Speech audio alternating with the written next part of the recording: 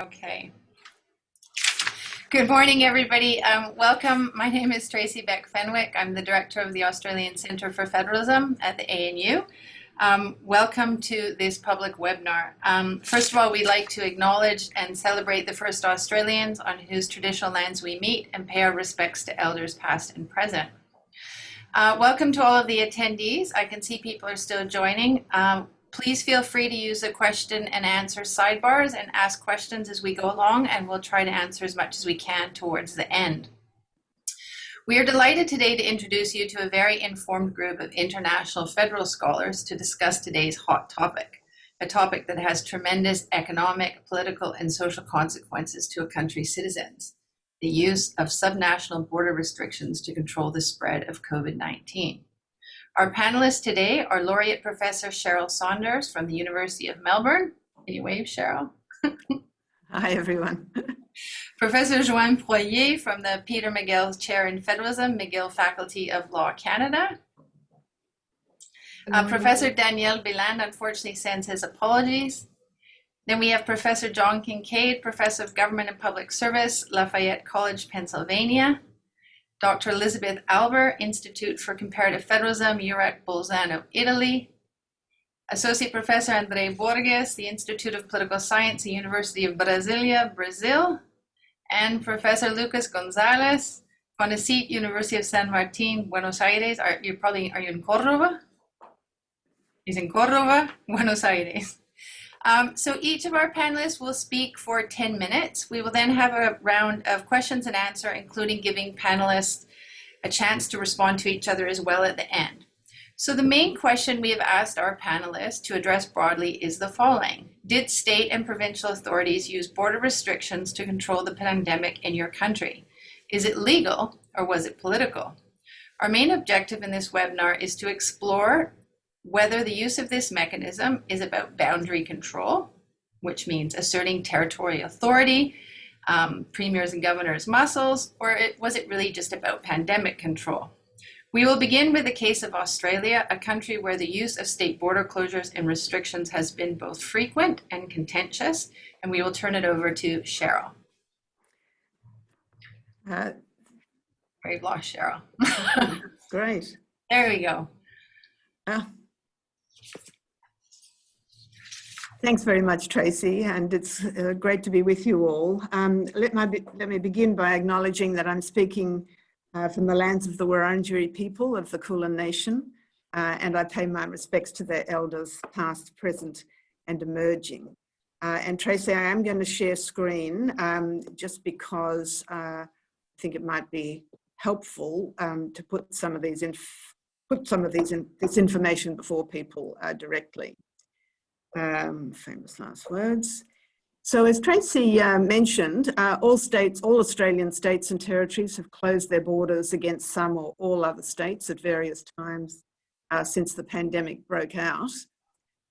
Closure means different things at different times, but typically it restricts cross-border movement for the most part and requires those crossing the borders, if they're allowed at all, to quarantine, usually for 14 days.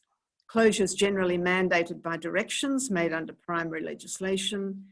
Some of those closures may have occurred within a broad framework determined by an intergovernmental body called the National Cabinet, but there's a lack of transparency about National Cabinet decision making that makes it hard to tell.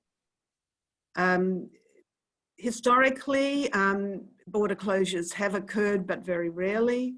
Open borders between states was one of the most significant goals of federation in 1901. There was selective border closing for the Spanish flu in 1918-19 by both the Commonwealth and the states, and there have been some lesser constraints at borders from time to time since to control the movement of plant diseases and pests. The current border closures have been carried out by the states and territories themselves. This is the constitutional framework, which happens to be very topical at the moment for reasons that I'll explain, and my apologies for the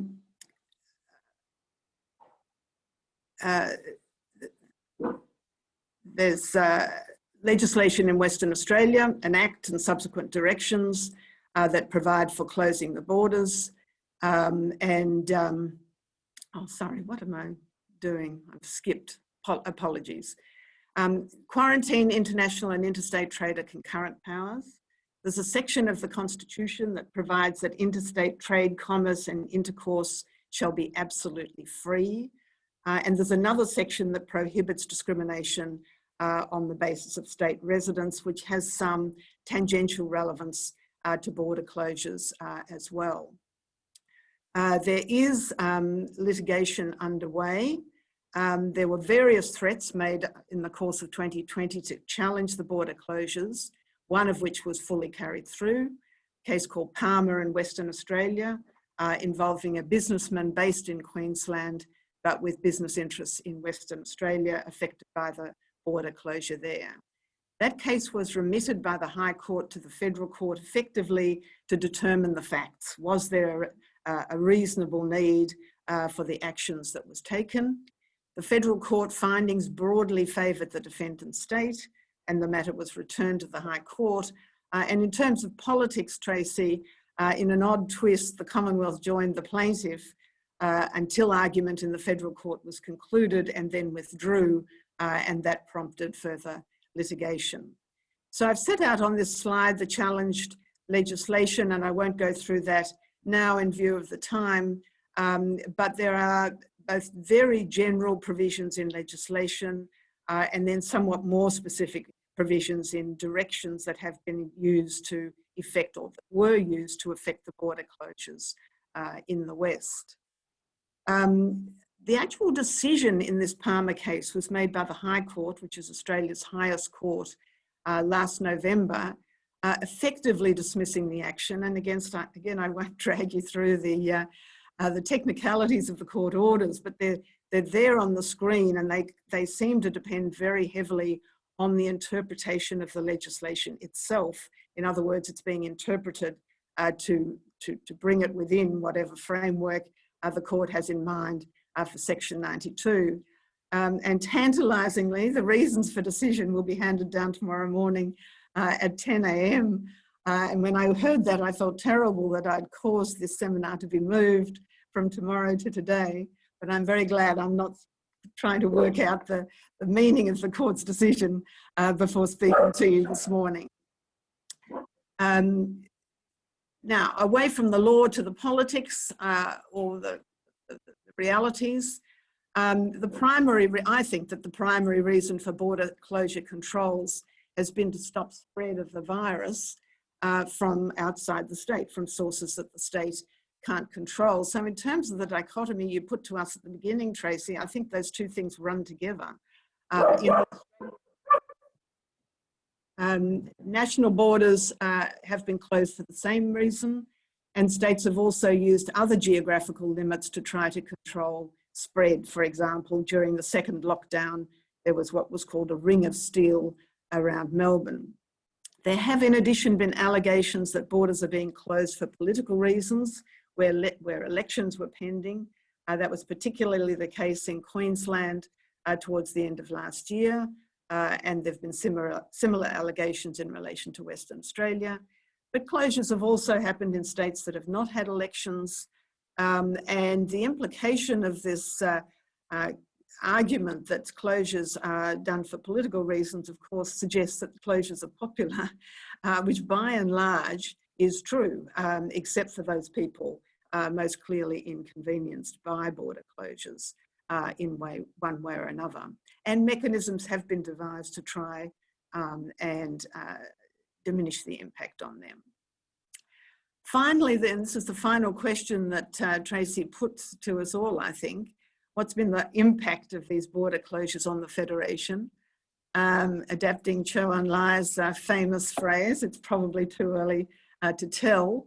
As Tracy suggested, border closures have caused some friction between the Commonwealth and particular states, I think that reflecting different priorities, and between some states, primarily New South Wales and Queensland, occasionally New South Wales and other states.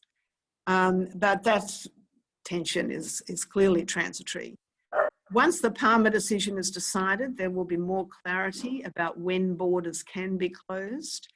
So in other words, there'll be a greater understanding of what the framework is for this from a constitutional point of view. But on any view, I think border closure is likely only to be permitted as a rare occurrence for use in extreme circumstances. But more generally, the fairly effective response of states and territories to the pandemic, of which border closures have only been part, has drawn public attention to the significance of the state and territory level of government. Premiers have had a higher profile. People have become more acutely aware that so much of the day-to-day business of governing depends on the subnational level. And it'll be interesting to see how that plays out in the longer term. I'm an optimist in these matters, so that I hope that it might have longer term benefits for the standing and operation of federalism in Australia. So thanks, and my apologies for the dog. Thank you, Cheryl. That was excellent. I'm sure we all have questions. I've got lots, but we will keep them to the end. I think the Australian case is very fascinating, which is why we opened with it. So Joanne, I'm going to go straight to you to put it in reflection to Canada, which is quite a different case, I believe, than Australia. Yes, absolutely. Let me see if I can share my screen. Oops, sorry, I'm not at the beginning. There I am.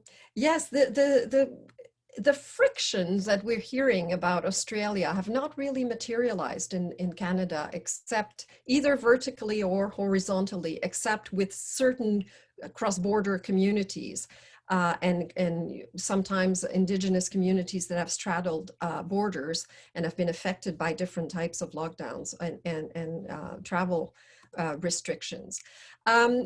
So did the provinces, municipalities, and Indigenous communities use border restrictions? I added Indigenous communities because that has been an issue and a phenomenon in Canada, often under the radar, but really quite an important and interesting one. And municipalities have been basically inactive on this front.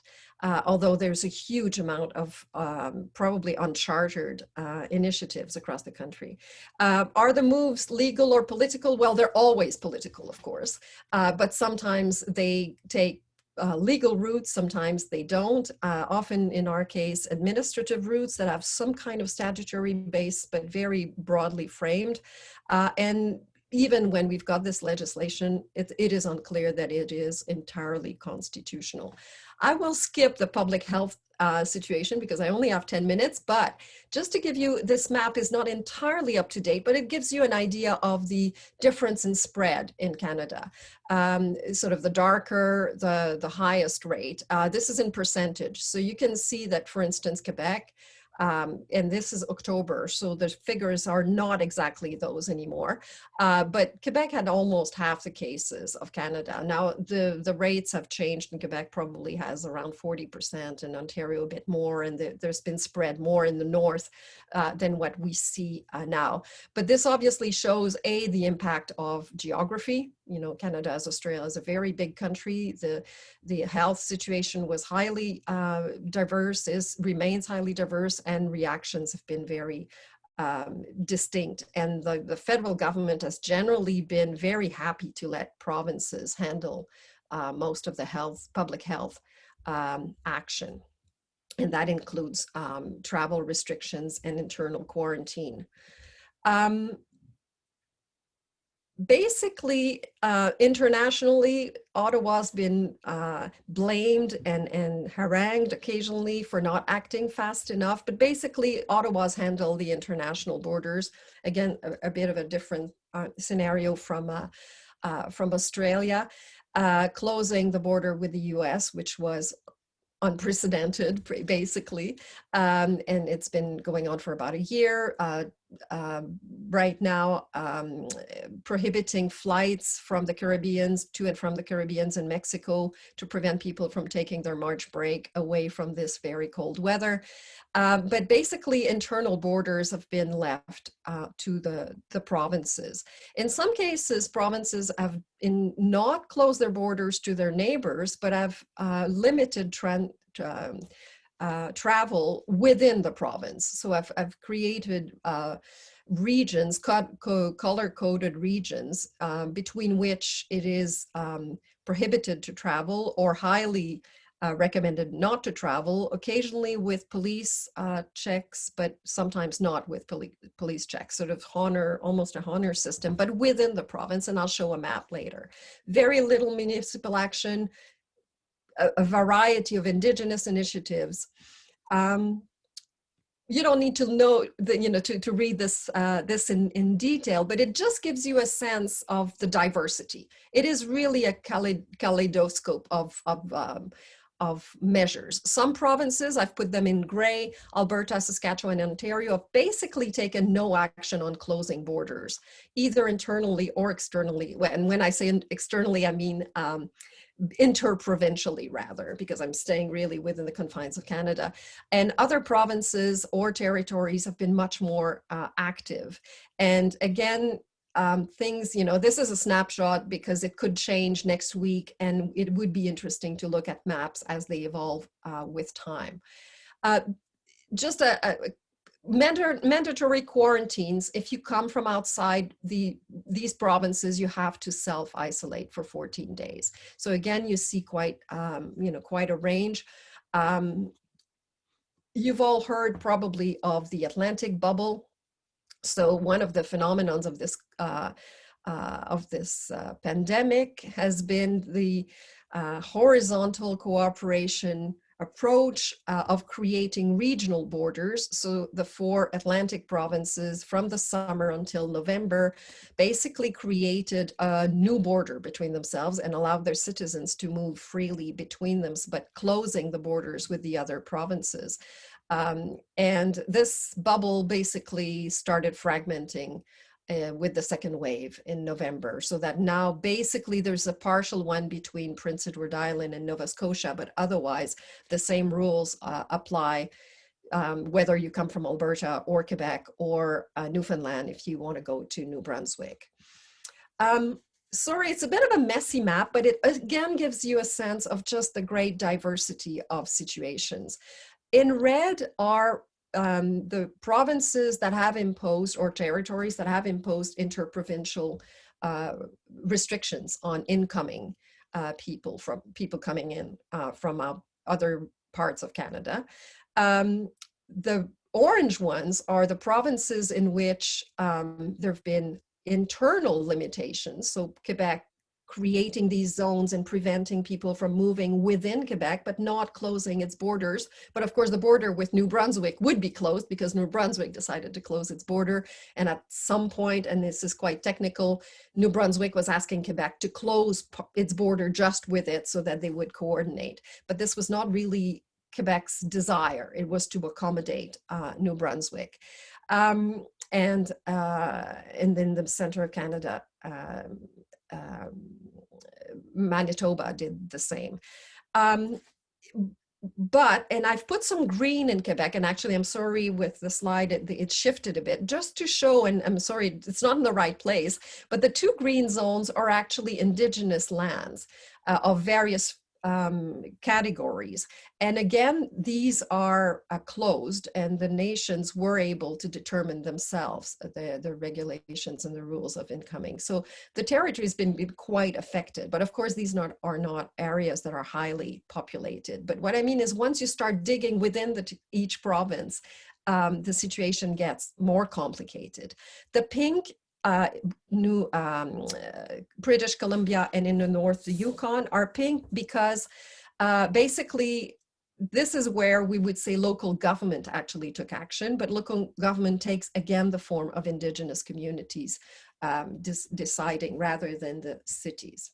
But you would find pink in different parts of the country. Basically, communities in Manitoba. I didn't put Manitoba in pink because this is localized, but the Pimi Sikamak Cree Nation decided to go into full lockdown, keep people out. The same thing in some Innu communities in Quebec. And sometimes it's done through the equivalent of bylaws if it's a reserve, and sometimes it's simply just a roadblock, and they have not been challenged. And sometimes, and this is an interesting one in British Columbia, basically the Indigenous community itself saying, you're welcome to our community if you respect rules. If you come from British Columbia, outside of British Columbia, please don't enter. So this is basically the snapshot of what what it looks like. Now, what it's based on is very blurry, and those who know Canadian constitutional law will not find this particularly surprising. Our division of powers is very old. It's 1867. It is inadequate. It is obsolete. It is old-fashioned. It has not been updated. So it gives way to a lot of constitutional interpretation and uncertainty, which has allowed in this particular case for a lot of accommodation and not a lot of challenge. So basically, there's nothing in the Constitution apart if you change borders formally, and it has to go through amendments. The federal government, or the federal order, clearly could have done it. A few people disagree, but I think there's a fair consensus that it could have done it at least through the invocation of its emergency powers, if not other forms of powers over national interest, but certainly for emergency powers. But it chose not to use its emergency powers in this particular case for a number of reasons, but I'll just point to one. If it went through the formal Emergency Act, this would have called for a lot of parliamentary scrutiny, a lot more than what has happened with provinces acting. And basically invoking the Emergency Act requires a lot of provincial buy-in anyway. So they had to negotiate with provinces and basically wanted to leave it to provinces. Again, tacit cooperation, vertical cooperation. The provincial powers probably there's been one case, a trial level decision in Newfoundland, in which this was debated, whether the province had jurisdiction to close its border. That was before the bubble created in the Atlantic, and Ms. Taylor was prevented from going into Newfoundland to go to her mother's funeral. She was from Nova Scotia. And the legislation and the act, the administrative decision were challenged, both on charter basis, sort of the right to mobility being violated and whether this was justified. And the answer was yes, violation and justified, and whether it was constitutional on a division of powers. And basically it was held to be valid on the basis of the provincial power over public health, so that despite its incidental effect possibly on federal powers. But one thing that was interesting in that particular case was basically the court making that decision partly on the grounds that the federal order had not acted. Whereas normally in traditional constitutional jurisdiction or interpretation, the fact that one order doesn't act is not determinative. It's not because you don't exercise your power that it actually shifts to the other order. And there's old decisions of the Privy Council in that particular context that would justify that kind of ruling. But over time, and particularly over the last 20 years in Canada, constitutional interpretation has given way to a lot of overlapping, double aspect kind of interpretation, different types of doctrines that have been adapted to basically try to prevent legislative gaps and legislative omissions. The courts seem to be worried that sometimes governments will not be able to act if they're prevented from being recognized to have the jurisdiction. So there's a lot of overlapping jurisdiction, and basically that was part of it. So, and because the federal government did not intervene, was not defending its own turf, basically the decision was that the province could do it, and there's not really been a challenge to this. The powers of Indigenous communities to actually close off their their communities and their territories. I can't go into the huge diversity here, but again, it has not been challenged or widely challenged. But it's interesting whether this is sort of delegated federal power basically vacating the space for the communities to do it, whether it's the provincial powers or provincial governments also doing it, probably less so. You know, from an Indigenous perspective, this would be an assertion of inherent power. I am done. Let me just go to my lessons to close up. Thank you. So basically, I think there's been less strict restrictions than in Australia, but certainly less contested and fractious, highly executive led. Basically, all of these decisions have been made by orders, ministerial orders, and in many cases by public servants, the public health officials making these decisions pursuant to their their statutory authority, but you know, and very little control over this. Federal inaction, which you could understand as sort of tacit cooperation, innovative horizontal cooperation with the bubbles, which had never been invented before, but basically took the form of all sorts of parallel action, which created this new region.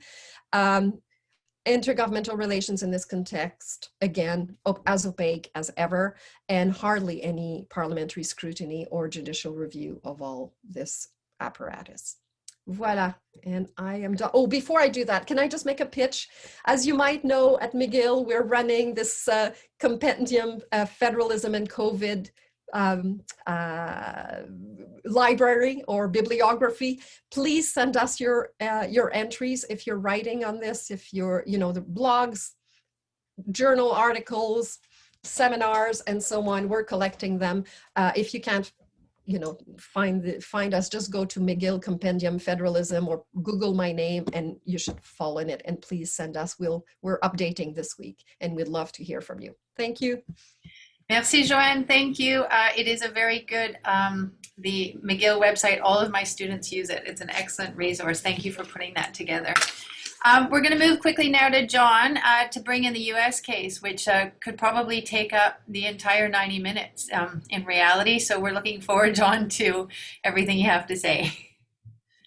Well, thank you very much, Tracy. I appreciate your inviting me to this august company, and I won't really take all that long to make the presentation. It's actually a rather short but sad story. So in the United States, the US Constitution says nothing about border closings or interstate travel specifically. However, judicial precedents indicate states can close their borders during pandemic. No state actually closed its borders during the coronavirus pandemic, and public opinion was divided on the matter. A March 2020 opinion poll asked you agree or disagree that the United States should impose a domestic travel ban between US states. 38.5% of respondents agreed, 37.7% disagreed, and 23.9% neither agreed nor disagreed. So no consensus on these issues. There are 4 US Supreme Court precedents that indicate states can close their borders during a pandemic. All the way back in 1824, Chief Justice John Marshall wrote the quarantine laws form a portion of that immense mass of legislation which embraces everything within the territory of a state not surrendered to the general government. In 1902 case, the court upheld a state law requiring the compulsory quarantine of individuals to prevent the spread of disease. In that decision, the court opined that absent federal preemption of state authority, and there has been none, state quarantine laws are not repugnant to the Constitution of the United States, although their operation affects interstate or foreign commerce. So clearly upholding that power. Again, in 1905, we had an important case upholding a state law requiring compulsory vaccinations. The court opined that upon the principle of self-defense, of paramount necessity. A community has the right to protect itself against an epidemic of disease which threatens the safety of its members. And in every well-ordered society charged with conserving the safety of its members, the rights of an individual in respect of his liberty may at times be subjected to such restraint as the safety of the general public may demand. Strangely, in 1965, the court upheld the U.S. Secretary of State's authority to invalidate the use of U.S. passports to travel to Cuba, but in so doing, the court noted too, the right to travel within the United States is also constitutionally protected, but that freedom does not mean that areas ravaged by flood, fire, or pestilence cannot be quarantined when it can be demonstrated that unlimited travel to the area would directly and materially interfere with the safety and welfare of the population or the nation. So we also have two federal statutes that I'm aware of. The Congress has authorized the U.S. Secretary of Health and Human Services to allow the Surgeon General to prevent the introduction, transmission, or spread of communicable diseases from foreign countries into the states or possessions, or from one state or possession into another state. Another federal statute, the director of the U.S. Centers for Disease Control and Prevention also is authorized to determine that if, quote, the measures taken by health authorities of any state or political subdivisions are insufficient to prevent the spread of any of the communicable diseases from the state or transmission to any other state, he/she may take such measures to prevent such spread of the diseases as he or she deems necessary. So, however, if you kind of reading the language of the statutes don't seem to contemplate federal executive branch officials closing the borders of all states or even a majority of states at the same time, but rather a few states in order to contain the spread of disease. So what actually happened is neither the Trump administration, Congress, nor President Biden made any effort to close states' borders during the COVID-19 pandemic, although the federal government closed national borders to most international air, sea, and land travel. President Trump and most Republican governors prioritized maintenance of the economy over suppression of the virus. Hence, Trump never considered closing internal state borders. Also, neither Republican nor Democratic governments ever urged Trump to close internal state borders. At the same time, no state tried to close its borders, partly because it would have faced numerous legal challenges. When Rhode Island's governor ordered state National Guard soldiers to stop vehicles entering the state with out-of-state license plates and order occupants to quarantine for 2 weeks, the liberal, i.e. left-leaning Rhode Island Civil Liberties Union complained a 2-week quarantine solely for the offense of coming from out of state and with no opportunity to contest this demand is deeply troubling. In addition, targeting out-of-staters like this can only promote a divisive us versus them mentality that encourages vilification of others. Also, New York's governor threatened to sue Rhode Island. Since the 1960s, the Supreme Court has applied strict scrutiny to state barriers to interstate travel.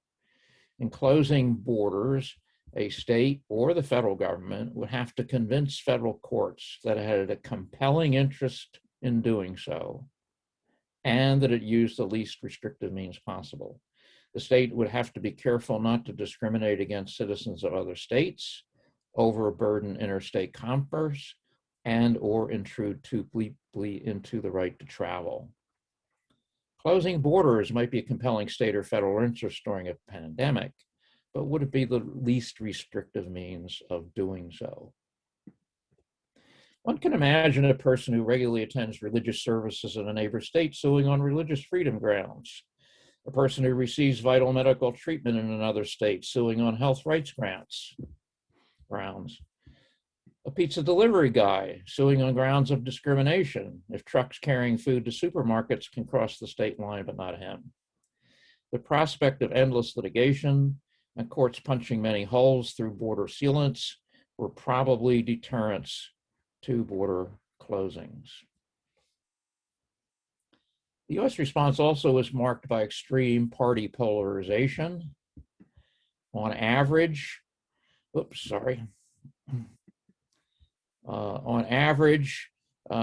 Democratic governors implemented earlier, more draconian and longer lasting lockdowns than did Republican governors, some of whom never ordered a lockdown. So even if some of the nation's 24 Democratic governors had closed borders, very few, if any, of the 26 Republican governors would have closed their borders. Furthermore, President Trump would surely have responded immediately with executive and judicial efforts to reopen state borders on interstate commerce grounds. So instead, some states attempted to require people entering from another state to self-quarantine for 14 days. This policy was somewhat successful in isolated Hawaii and Alaska, but not very successful in the other 48 states. So these are among the reasons why the US response to the coronavirus has been so poor. The United States has one of the world's highest coronavirus death rates. Thank you.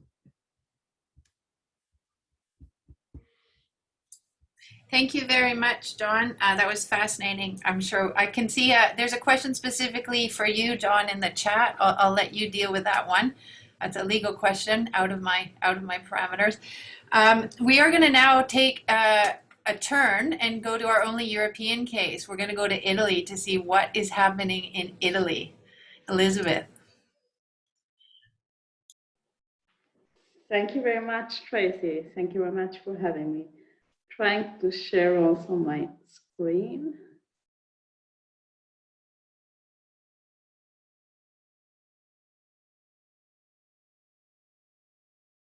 So you should be able to see it now, I guess. Okay, so I just brought also some recent numbers basically with regard to the pandemic management in Italy. Basically, if we look at the Italian model to fight COVID-19, there have been basically three measures. First of all, obviously diminish the viral infections through lockdowns and quarantine measures. So we had a lot of them and we have a real chaos of it. So it's kind of the contrary case to the US, definitely. We had a lot of lockdowns, we had a lot of quarantine measures, very different ones from the local level to the regional level, to nationally imposed ones, to local and regional ones, which were even more strict than the national one. We had a certain, and still have a certain tug of war between governmental levels in a horizontal way, but also in a vertical way. So we have all of this. Second, obviously, Italy was not at all prepared. It had all the pandemic plans which were completely outdated, both at regional and at national level. So this is one reason, again, that it went into severe lockdowns, because actually the capacity was missing in the health sector to actually counteract the consequences of the pandemic with regard in the health system. So both in 2020 and now in 2021, actually lockdown and quarantine measures have come with an extensive use of restrictions of movement. And this unfolded and unfolds basically in two measures. First, the prohibition to travel from one region to another, or from one province to another, with some exceptions for commuters and some also derogations when it comes to quarantine obligations for commuters with regard to international borders as well. And second, the restriction of movement also unfolds in the prohibition to exit municipal boundaries or one's own city district. For example, in the capital city of South Tyrol, Bolzano-Bozen, where actually I'm sitting now, where EURAC Research is located, throughout the very severe first lockdown, so in spring, winter, late winter, spring, 1 year ago, at a certain stage, mobility from one's own home was restricted to a few hundred meters only. So basically, we were allowed to walk for 200 meters around our house blocks, more or less. So this was imposed at a very local level in the city where EURAC Research is located, for example. All the restrictions of movement are regulated by ordinances from various governmental levels. Basically, the rule is that the regional and the local authorities can take more restrictive rules than the national authorities whenever needed on evidence-based grounds. Because in the very beginning, actually, there were some regions that wanted to close their borders, which was and is obviously perceived as an unconstitutional measure. So they were not allowed to do it. It was a political move trying to keep the virus out, but actually it is unconstitutional. Also in February 1 year ago, actually almost exactly 1 year ago, actually, the municipalities of some islands in the Mediterranean Sea, actually, the mayors issued some ordinances saying that nobody has to reach the islands. And obviously these ordinances were challenged and basically were unconstitutional. So this is in a nutshell what actually happened. But trying to move on. So what are borders in Italy? When we speak about Italy, it's basically 20 regions, which are, in the sense of borders, 21, because one region is subdivided into 2 autonomous provinces. So basically, during the several lockdowns, you were not allowed to move from one region to another or from one autonomous province to another. And the pandemic is also managed through 21 healthcare systems, which equals basically the 19 regions and one region which is subdivided into 2 autonomous provinces. There are differences from a constitutional point of view between the regions having an ordinary statute and an autonomous statute. As a rule, those having an autonomous statute, especially those being in the north, actually wanted to go their own way in managing the pandemic.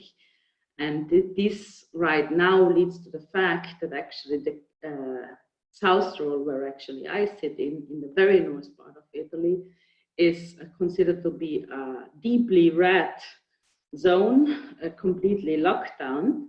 We declared ourselves like as a red zone, and we are also defined by the European, by the authorities as a red zone with very, very high infection rates, while for Rome, for the parameters that are valid at the national level, we're actually not considered to be a completely deep red zone.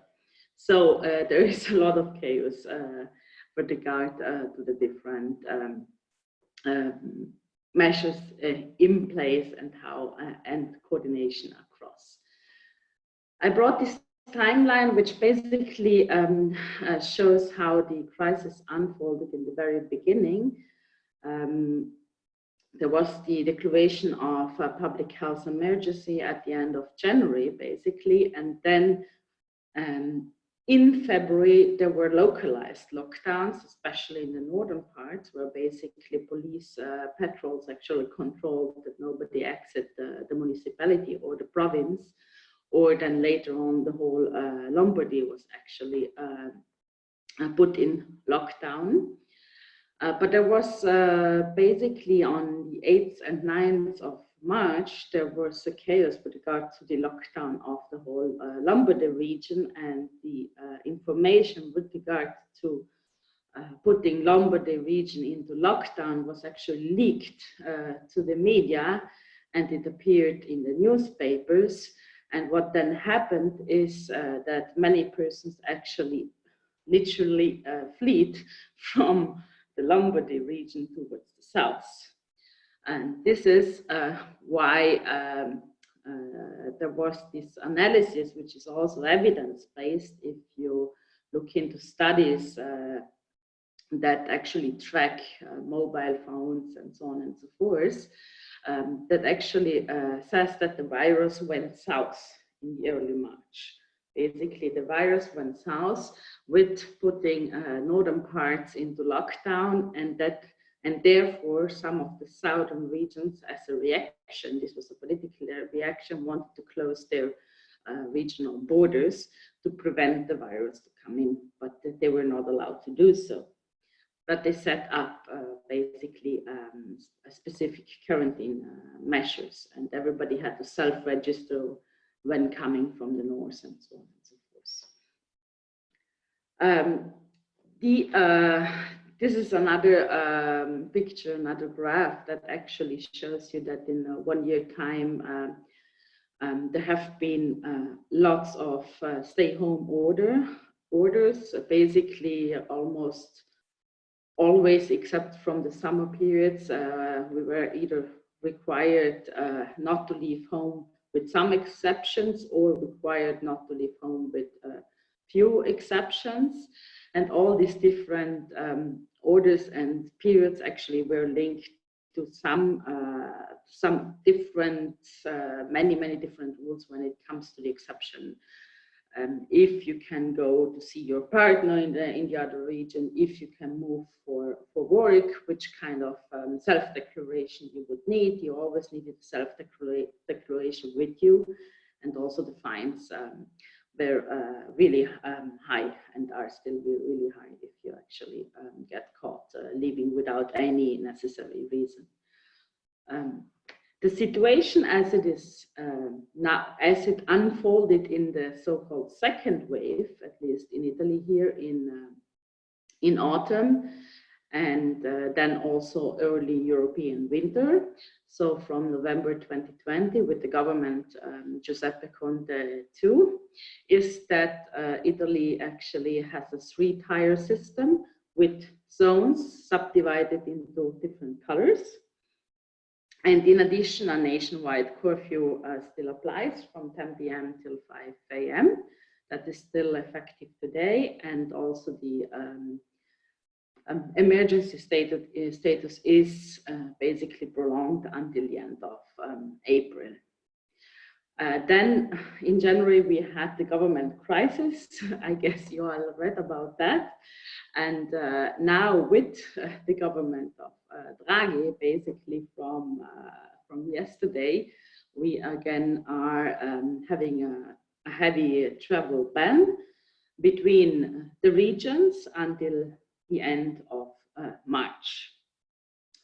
The approach of this colored map, which I brought here, is basically that the national authorities have a list of 21 indicators, and they, based on the data they receive from the different regions, which is not always harmonized, and there's a lot of chaos and a lot of also fights on how to read the data and which data is actually given to the national authorities.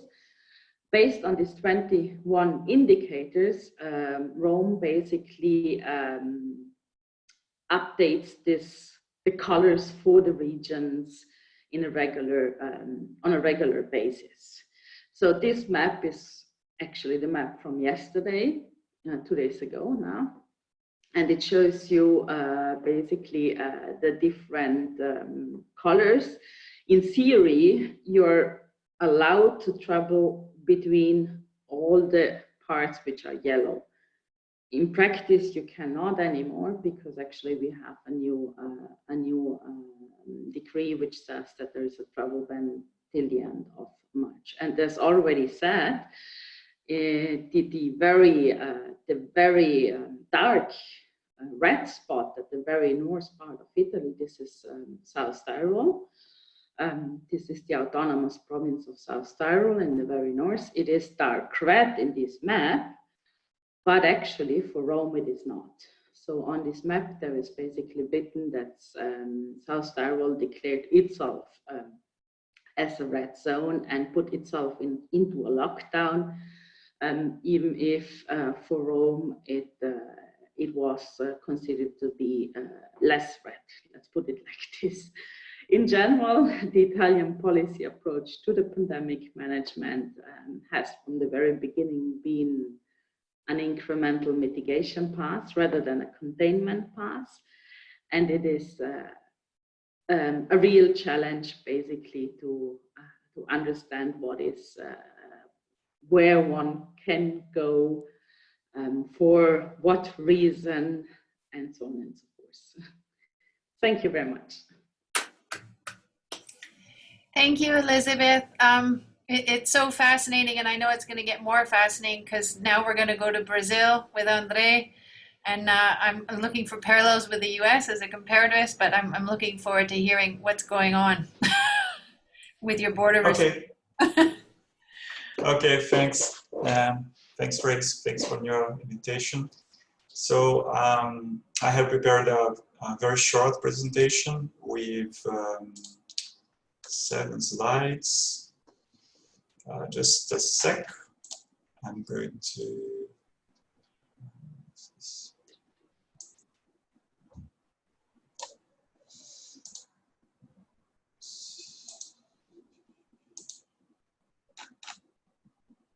Can you see it? Yeah. Okay.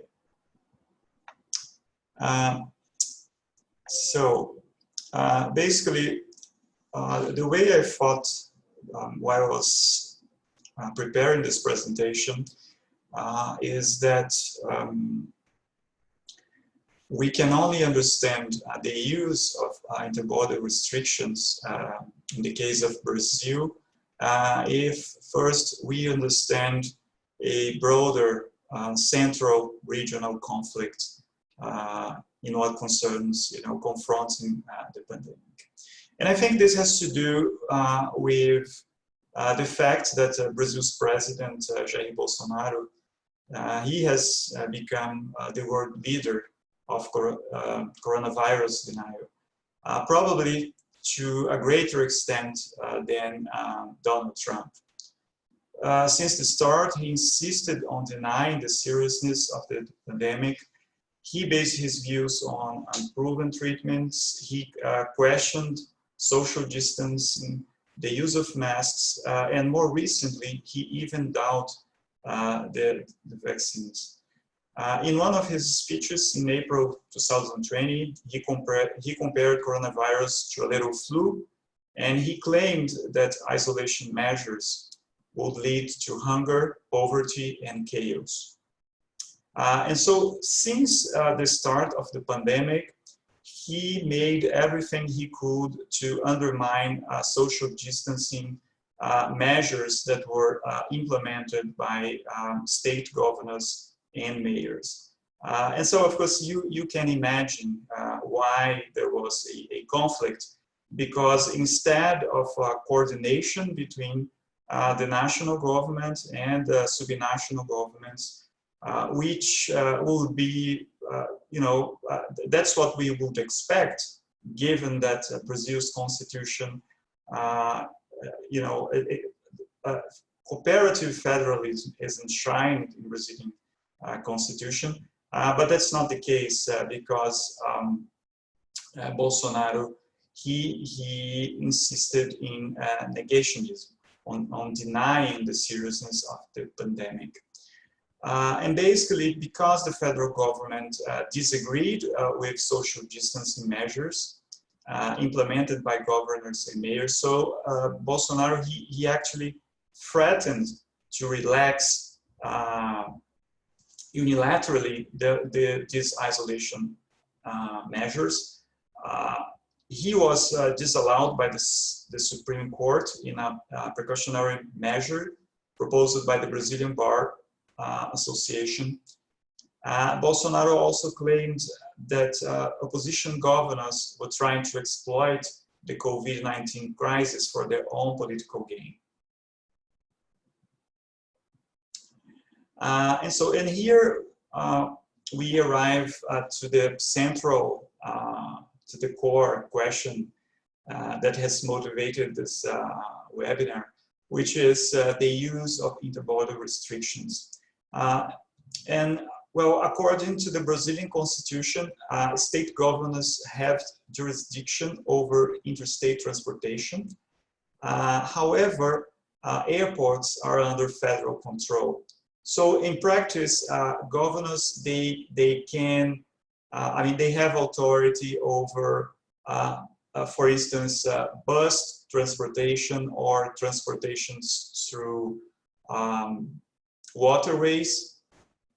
But they in practice, they do not have jurisdiction on travel by air, by plane.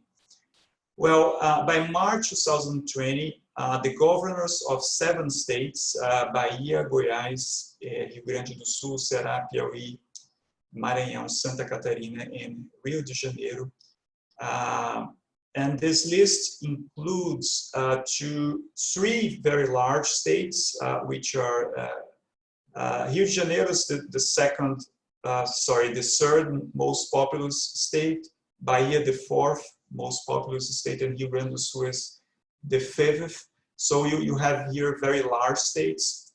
They had already imposed inter-border restrictions in an attempt to slow down the spread of COVID-19.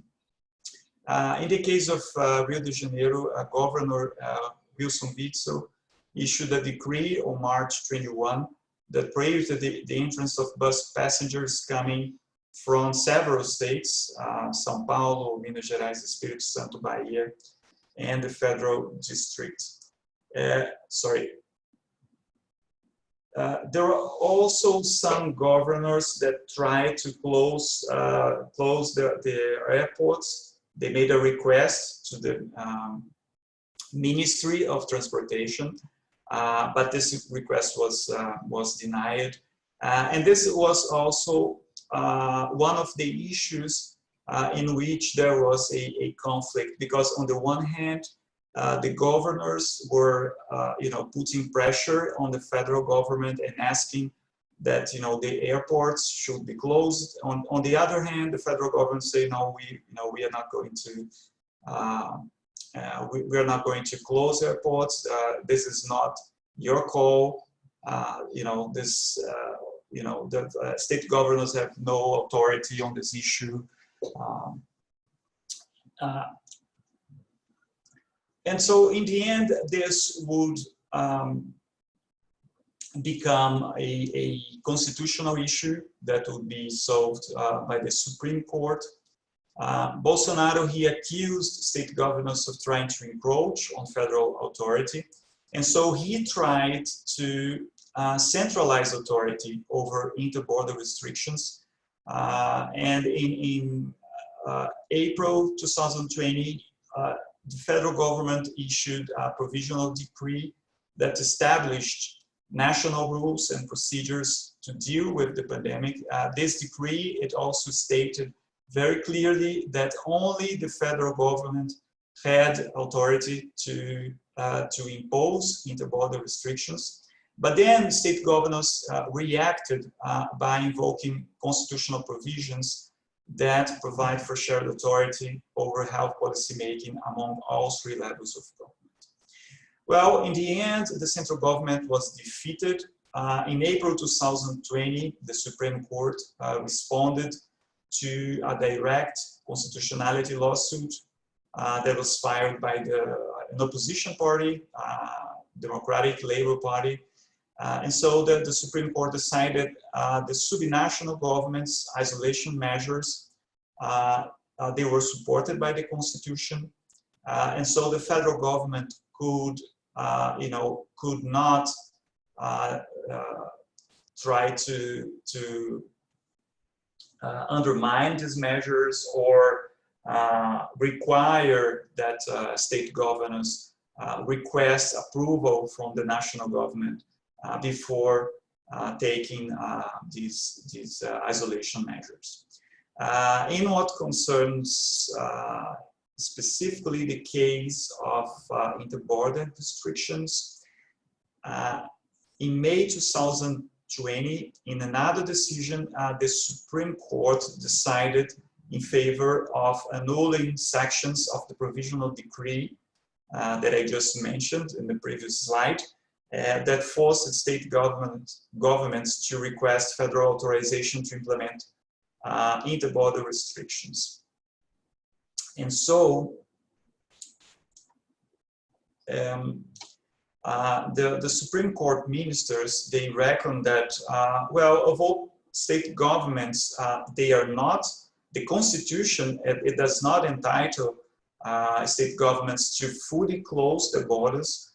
The Constitution does grant them authority over interstate transportation. In addition to that, the Constitution is very clear in that health policy making is a shared policy area. And so state governments, they do have authority over health.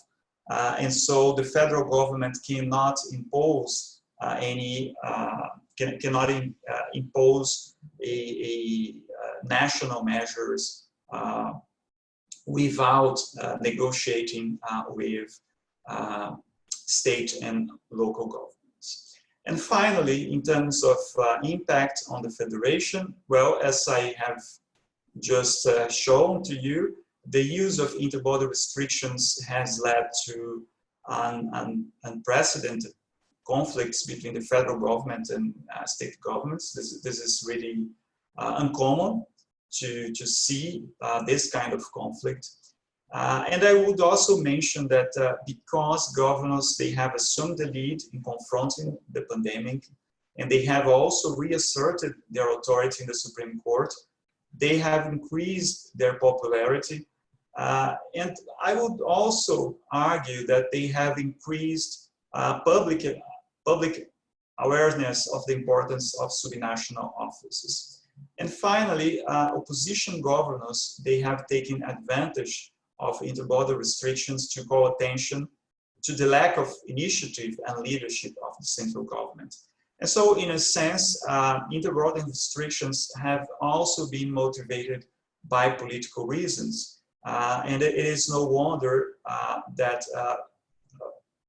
the two governors that were most critical of the federal government, of the federal government, Witzel of Rio de Janeiro and João Dória of São Paulo, they, at the time, they were both potential presidential candidates. And of course, competing with the national government in the issue of the pandemic was a way of, calling attention of the national media and trying to present themselves as an alternative to Bolsonaro.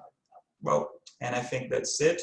I will stop here and thank you all. Thank you, Andre. That was very informative.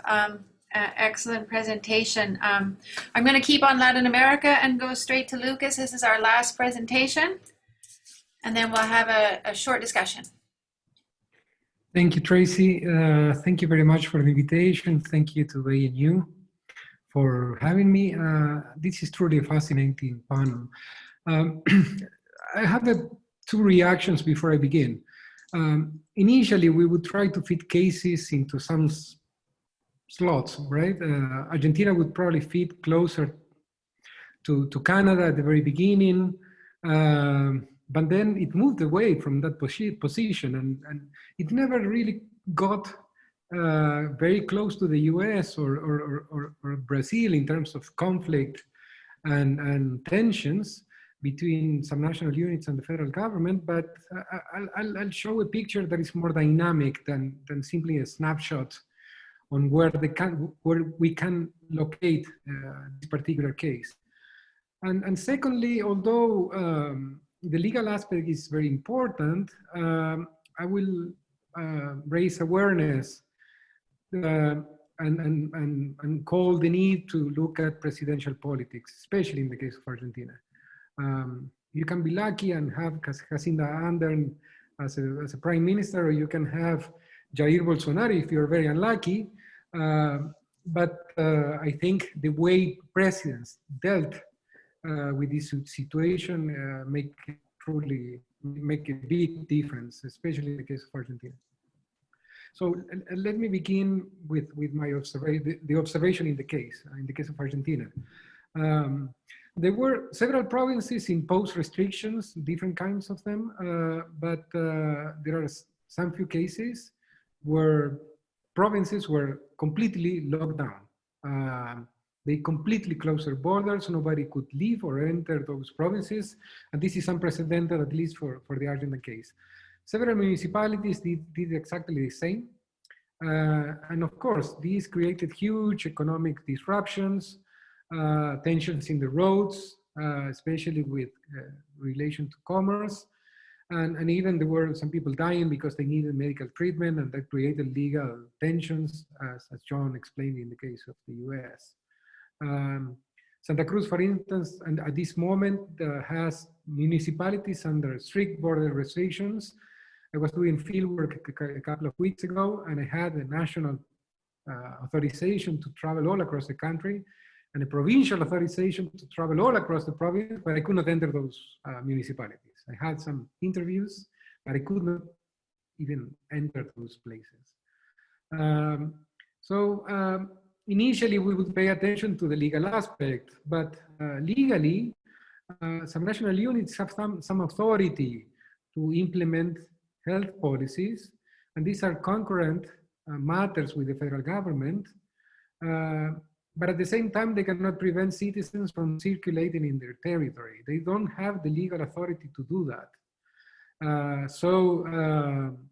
There are some tensions in different aspects of how do you deal with these restrictions. Although you have authority in terms of policy, you cannot prevent people from circulating across the territory because this is a federal matter. So there were clear tensions in the legal aspect, and as you may imagine, don't pay attention to legal factors if you want to understand Argentine politics, once again. There were some judicial decisions. The Supreme Court ruled that, there are no internal borders in Argentina. That was an issue solved after 50 years of civil war at the beginning of the formation of the federation, and no municipality nor province can implement lockdowns preventing people from circulating. And even some provinces emulated those decisions through their provincial courts. But at the same time, border restrictions continued in place. So it's very unclear if you pay attention to judicial politics. We can look to partisan divisions. I guess in the US, as John said, they help you understand the decisions taken by state governors. The tensions between protecting health and protecting the economy. Of course, these partisan decisions are present in Argentina. The center-right parties are much more inclined to having a free economy, and the more populist center-left government, especially the president, would like to take a very different stance and protect the health, especially for the health of working sectors. But decisions to close borders were implemented across partisan lines, and it's very unclear how partisan divisions played in the outcome. Maybe you can pay attention to community pressures. In some cases, you see mobilized citizens imposing themselves border restrictions, which is crazy.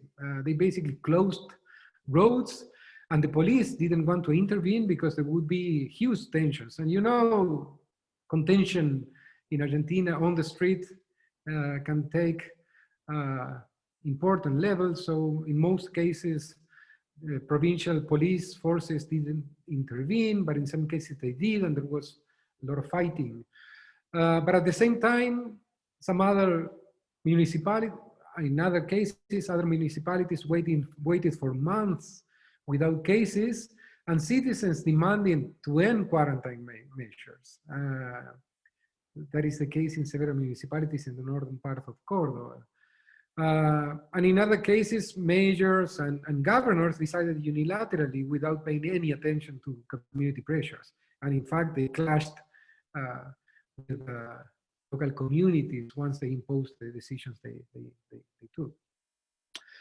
In some cases, there was diffusion effects. Some municipalities imposed restrictions and others emulated them, but there were some isolated cases too. So in the end, it's very unclear if you pay attention exclusively to legal aspects, partisan divisions, community pressures, or diffusion effects.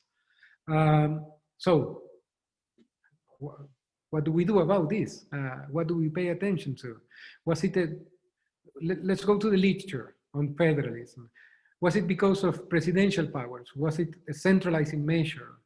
Was it the president and his or her advisors imposed border restrictions, and then the rest of the levels of government follow suit? Has it been an outcome of centralized? The outcome has been centralized federalism and partisan federalism. Or another explanation, was it because of subnational autonomy? Was it a decentralizing measure? Was it because mayors and governors decided unilaterally to impose border restrictions without central oversight? The outcome, has it been fragmented federalism or non-cooperative federalism, following the literature? You know these authors, no? I'm just using their terms. Or third possibility, was it the result of intergovernmental coordination? And has the outcome been polycentric governance? Well, as I introduced at the very beginning, I think I have a more dynamic view. The outcome depends, at least in the case of Argentina, on some institutional and legal factors, but we also need to pay attention to more dynamic, and by that I mean time-sensitive variables, especially presidential popularity and the role of the economic crisis. So I would argue that when the president is popular and the economy or the economic conditions are not very critical, we can expect more intergovernmental cooperation. And border restrictions would tend to be more coordinated and politically negotiated from above. On the contrary, when presidential popularity declines and the economic crisis deepens, we can expect a more fragmented, non-cooperative federalism. And decisions are more likely to be polarized and probably driven by partisan conflict and even bottom-up. So very quickly, in the case of Argentina, there was indeed a coordination phase. A popular president at the very beginning used partisan discipline to coordinate efforts, appealed to a broad range of consultation, legitimized decisions publicly, and received a lot of support from partisan leaders and those leaders in the opposition. Border restrictions were politically negotiated case by case with the central government.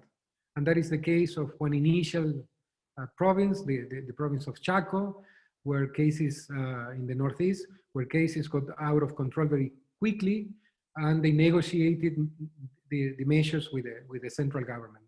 This was a period of better health outcomes, and although Argentina never had a crisis as deep as we saw in other cases and even neighboring cases, this period there was a lot of contention. Containment. The disease wouldn't spread dramatically. Then there was a second phase. Presidential leadership eroded. There was more acute economic crisis. This was especially by the mid mid 2020. As the decision extenuated the population because the lockdown was very harsh in Argentina, and the disease begins spreading all across the country, and the economic situation worsened, the president lost popularity. And he delegated decisions de facto to provinces and municipalities, and governors and mayors had to take actions. They were accountable to their localities and to their districts, and border restrictions multiplied and partisan conflict deepened. So in sum, I think in the case of Argentina, although border restrictions appear to be unconstitutional, they have mostly been politically motivated. But these political motivations were not the result of partisan cleavages or popular protests, as we could expect, especially in the case of Argentina. The main driving forces were not legal, and governors and mayors were merely reactive. The key seems to be, once again, in Argentina, presidential politics, and her ability, that of the president, to coordinate with governors and even some very influential mayors.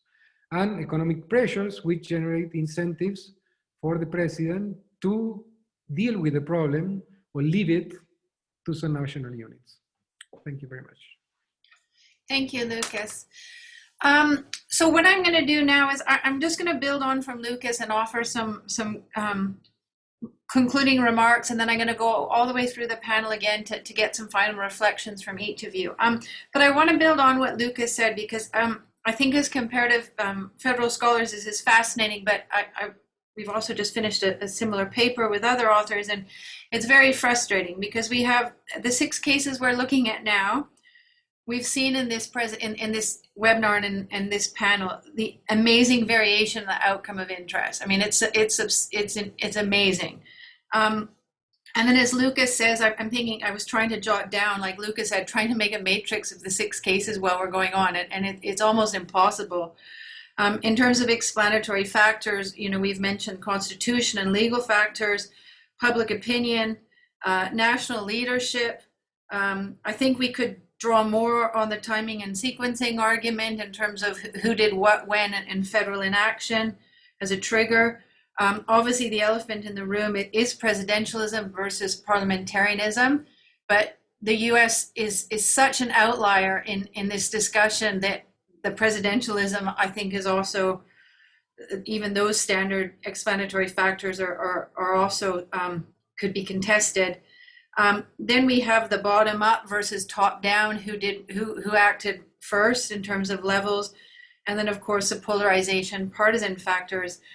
So before I go back to you, and I may have got this wrong, but just looking at the individual cases, and unfortunately this isn't in the order that we had them, but Italy is an interesting case for me because I see this is the case where we have, in terms of federal theory, the most example of territorial conflict beyond political conflict. This is, to me, it seems, and so Elizabeth, you can say if I'm wrong when we go round, but it seems as well that Italy was a case where the restrictions were top down.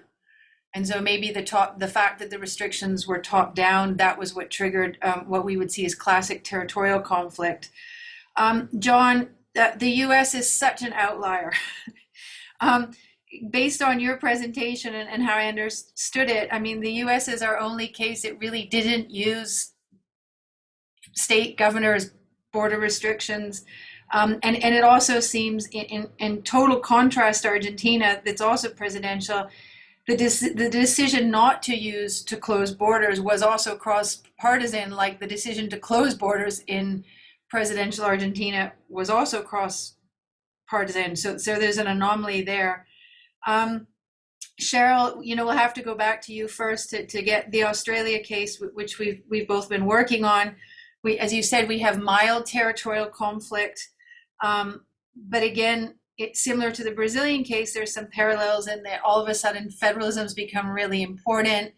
It's politically popular to have closed borders here for premiers. Their polls go up Andre, you kind of talked about that a bit. The more the premiers used border restrictions in Australia, the more people thought there was public opinion, it was a right thing to do.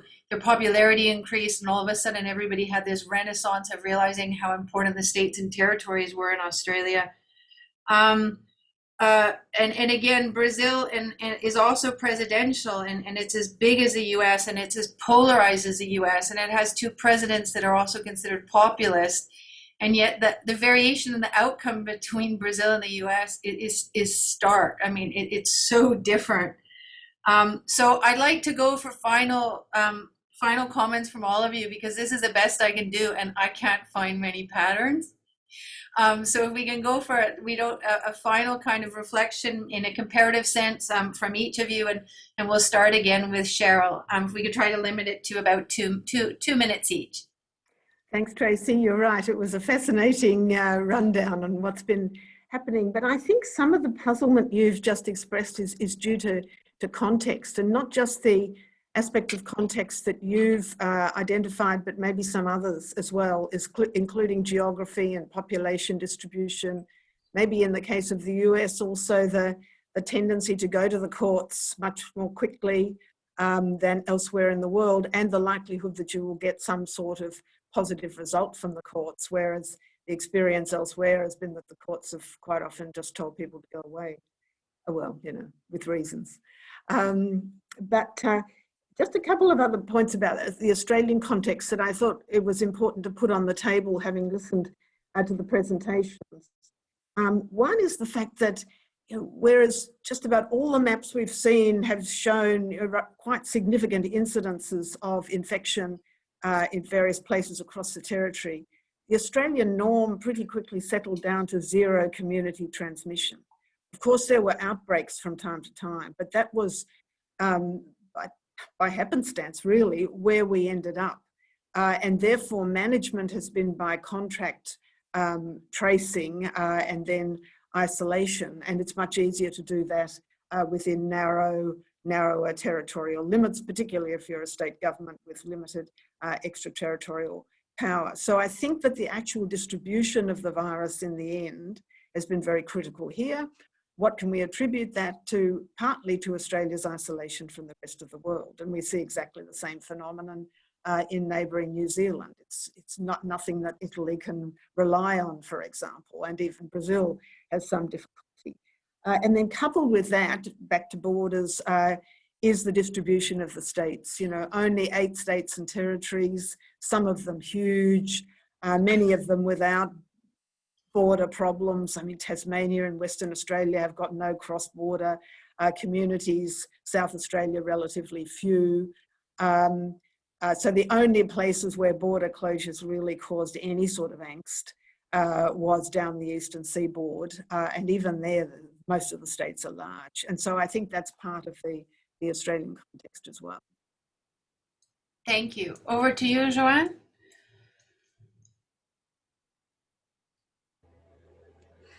Yes, this is mind-boggling, isn't it? Trying to draw lessons from this, except that there's just a huge amount of variety and explanatory factor. One thing I wanted to say about Canada, which I didn't get in, was there's been a huge amount of travel shaming, but international travel shaming. Like, this is the thing you don't do. It's like you're bringing the plague if you're traveling internationally, although the first infections probably came from abroad, but frankly, the rate of infection from people traveling and coming back is relatively low. But there's been a huge accent there, and not so much on interprovincial. There's been a bit, a few incidents between BC and the Yukon and so on, but generally not very much. But I think it has to do hugely, as Cheryl says, to do with geography. It's 39 million people over in the second largest country in the world. So friction is limited. And there's not been limitation on the mobility of goods. So trucks are moving, trains are moving. the economy to the extent that the economy is going, it's not been stopped by these borders. So I don't think that's creating that kind of tension. So yeah, I don't really have anything else to add at this stage. I'm just sort of, I'm puzzled. I mean, but one thing that people might wonder about Canada is why the federal government has been so passive on this in general. And I think this is going to be studied for years to come. Whether it's sort of just politically motivated because it was hard to get a consensus, again, because the situation was so diversified, and because Alberta, there's not a lot of buy-in from the central Canada into Ottawa right now, so that they can't, Ottawa cannot make decisions that will constantly create reaction from Alberta, and Alberta didn't want limitations, so it could be that. But it's likely simply that the provinces were doing it, and Ottawa didn't, in this particular case, there's not been any turf war. It's just not been an issue in terms of constitutional sort of muscle flexing on that count. What we're seeing is Ottawa regularly coming back with the idea that it might impose national norms on care homes, which are provincial responsibility, and those kinds of things. And there you see the reaction from provinces. So basically, when Ottawa wants to act, there's reaction. But in this case, Ottawa's not acting, and the provinces have basically been running with it. Voilà. Okay, to you, John. Oh, you're muted. Can't hear you. I thank you very much. Sorry to be the outlier here, but I certainly feel that way. So it's very understandable. Let me respond first to the chat question.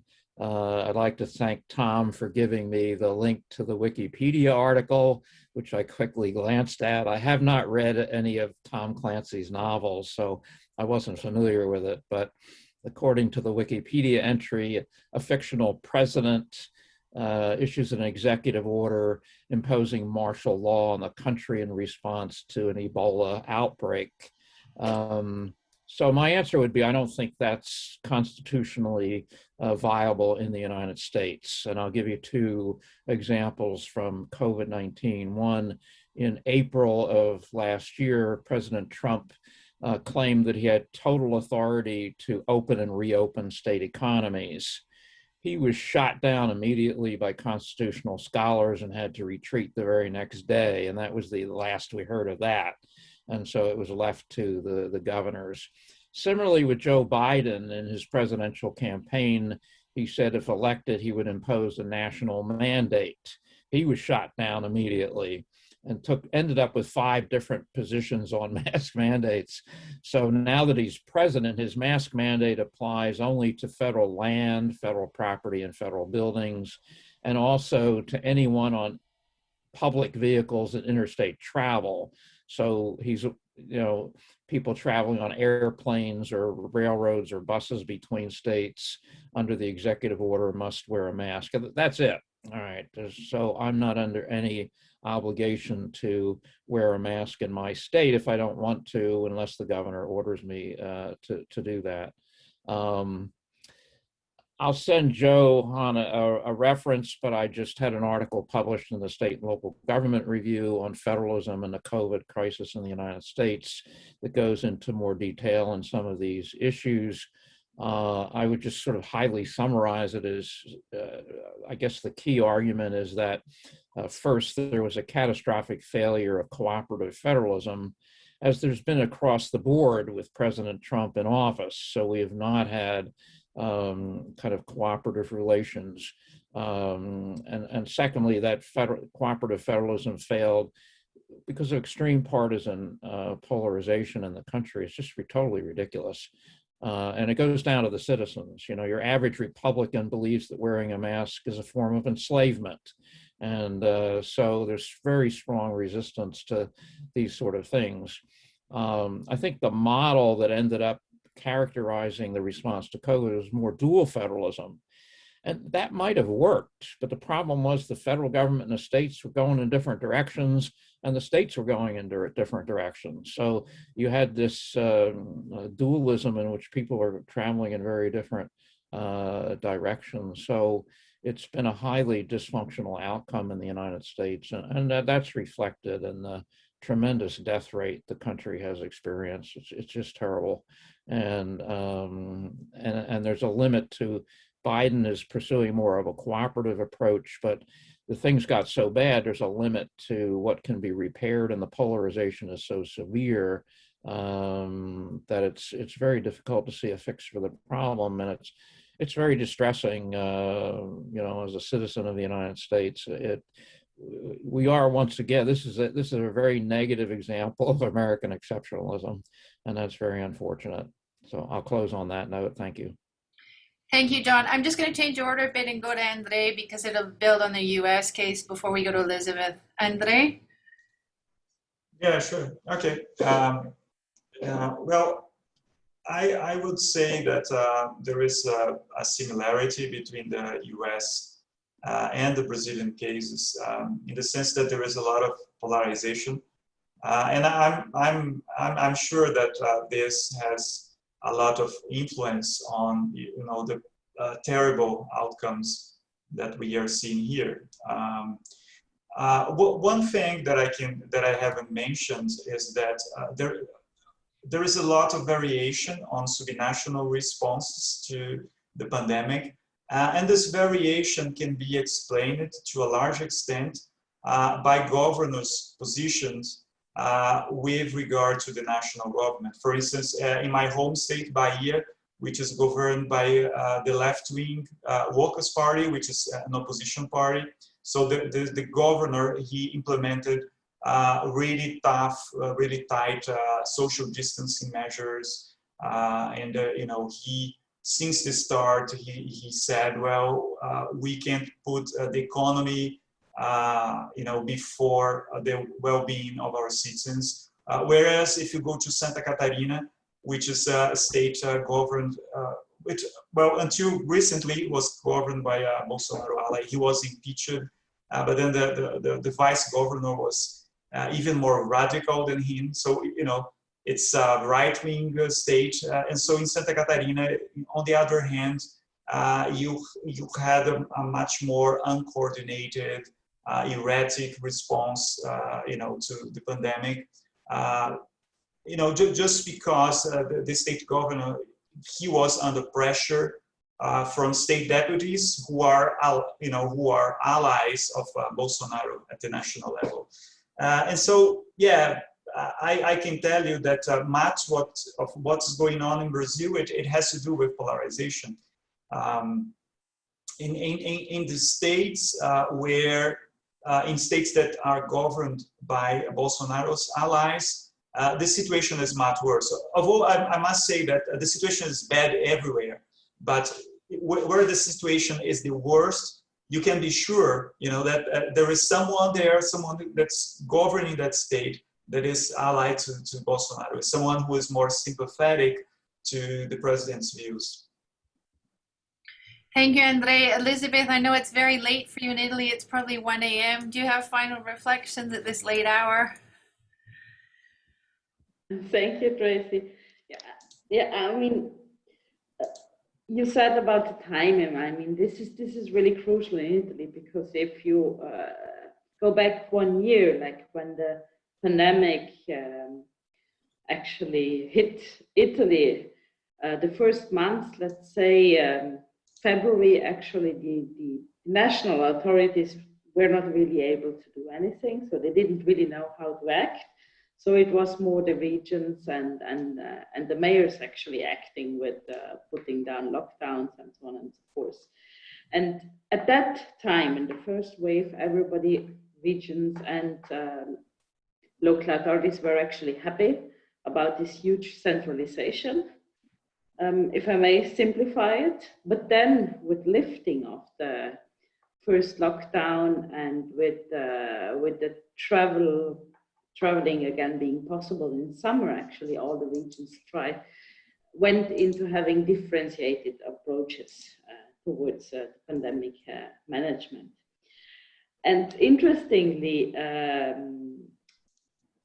two issues are interesting. One issue is that you cannot really clearly trace the different political narratives along party politics. That's really very difficult because actually, if you consider that, for example, Lombardy and Veneto both have governors that belong to the center-right wing, but both healthcare systems completely different, function differently and have had different responses in the very first wave, one being very bad, performing very bad, and the other one in the first wave was actually considered to be a model.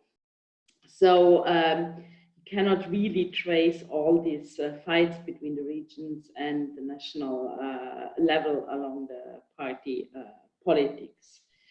And the argument from a federal point of view is that now what is discussed is to what extent now with the ongoing of the pandemic management, the regions actually try to coordinate themselves better. And so the big question mark is if the pandemic actually manages to give more weight to the regions within a system as Italy is, within this kind of quasi-federal system, within the Italian system that tried for many decades actually to become a truly federal state. So the big question mark is if the activation of the standing conference of the governors of the regions will keep its strengths as it has now also in the upcoming years. Thank you, Elizabeth. Lucas, we'll give you the last 2 minutes to wrap it all up. Great, thanks a lot. Easy task. Also, a quick reply to Patricio on the chat. What I was trying to say, Patricio, is that the federal court ruling maybe paid attention to constitutional matters, but then political decisions played a much more important role, because even though you had those legal rulings, politics play parallel to them. So regarding trends, Tracy, I think my last point would be which are the common trends we can identify here. And let me quickly say that I did something very simple. I built a database with the death rate all across the world, and then I picked up some political institutions variables all across the globe. There are no big differences between democratic and authoritarian countries. And then I pay attention to democratic institutions. I couldn't find a big difference between presidential, parliamentary system, federal, unitary, fragmented, partisan fragmentation didn't play a role either. Horizontal accountability, not a huge effect. Ideology, though, played a big role, as Andrea said. The tension between health and the economy, I think there is a trend there, at least empirically, with the latest data that I got. There is not a huge effect, but there is some effect there. But then if you include partisan polarization, and I think I completely agree with John and Andrea regarding this, it's not only that you have different views regarding what to do, what to protect, health or the economy.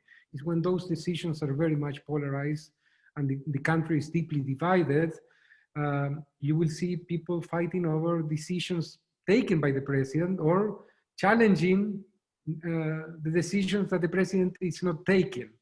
So I think two aspects to pay attention to is ideology and polarization, and those depend on, as I try to claim, on presidential politics. The president can coordinate, as Canada did, and probably Argentina at the very beginning, or by default or by decision, the president can also polarize.